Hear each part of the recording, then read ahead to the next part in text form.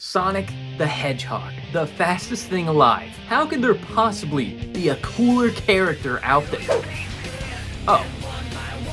Oh, Shadow the Hedgehog was the coolest Sonic character, but something changed. The compassionate but insanely powerful Hedgehog used to be a mainstay in the franchise's main games, but he's only made a few appearances in like the last 15 years. And every time he shows up, he's only been a rude edgelord who doesn't really care about anyone or anything. That is so basic, bruh.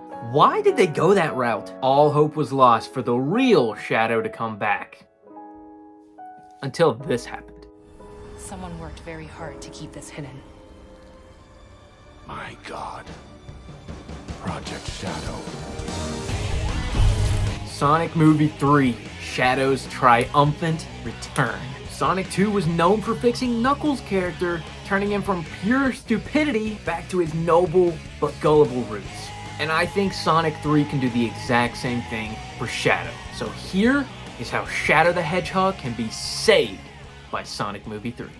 Let's begin by taking a look at Shadow's origin. He was made in a laboratory, a creation by Dr. Gerald Robotnik that fused DNA from Black Doom, who is this super evil guy that comes on later on, to create the ultimate life form. Robotnik was obsessed with Project Shadow, as he was doing all of this to find out the cure for a deadly illness, which became Shadow's one task in creation. Shadow then formed a great bond with Robotnik's niece, Maria, who became his best friend. However, everything changed for Shadow as he was captured by Guardian Unit of Nation, or GUN, soldiers, and Maria was unfortunately killed. He was then put into stasis for 50 long years after he made his last promise to Maria, which was to keep humanity safe. Now, we can assume that's where Sonic Movie 3 is gonna start. In the games, Dr. Eggman is the one who frees Shadow, but the movie's probably not gonna go that route. After all, Jim Carrey might be retiring and Robotnik is nowhere to be seen after taking that huge fall. Enter Agent Stone. Stone is seen in the post-credits of Sonic 2 at the ruins of the Egg Robot, listening in on the military as they discuss the files found to a case going back 50 years. This is obviously talking about Project Shadow, and then they name drop it and we see Shadow. Is Stone gonna be the one that's gonna free Shadow from this place?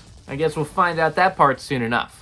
Shadow was obviously just introduced to be a rival for Sonic. I mean, look at him. He just looks like an evil version of Sonic. Early concept art for Adventure 2 made it obvious that that's what they were going for. He was stronger than Sonic. He was just as fast. He could even use chaos control to show the power of the emeralds in a way never shown before. In Adventure 2, Shadow originally acted badly towards Sonic and friends out of selfishness, but only because he was misled into believing all of humanity was evil and it was all their fault that he lost Maria. But that wasn't all there was to Shadow's story. Unlike Metal Sonic, who was just a Sonic clone up to this point, Shadow had compassion. He had a good heart. He wasn't evil, he was just misguided. And the franchise made you feel that through several things, with the main one being his sacrifice at the end of SA2, keeping his promise to Maria to save humanity even though he hated them for causing her death. Shadow even states by the end of Sonic Adventure 2 that Sonic is actually the ultimate life form, not him. This character arc was so perfect, and it went from the two obviously not liking each other and getting each other's way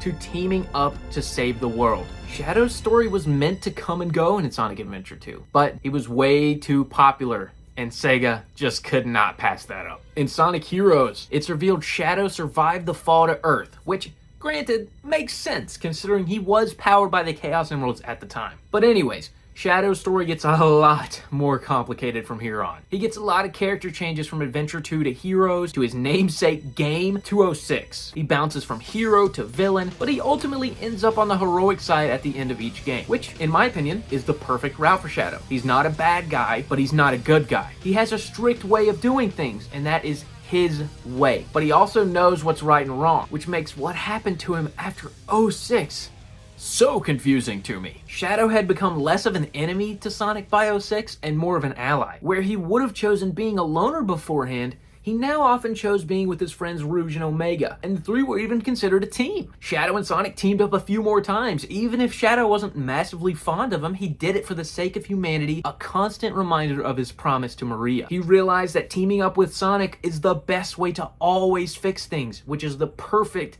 character arc. Then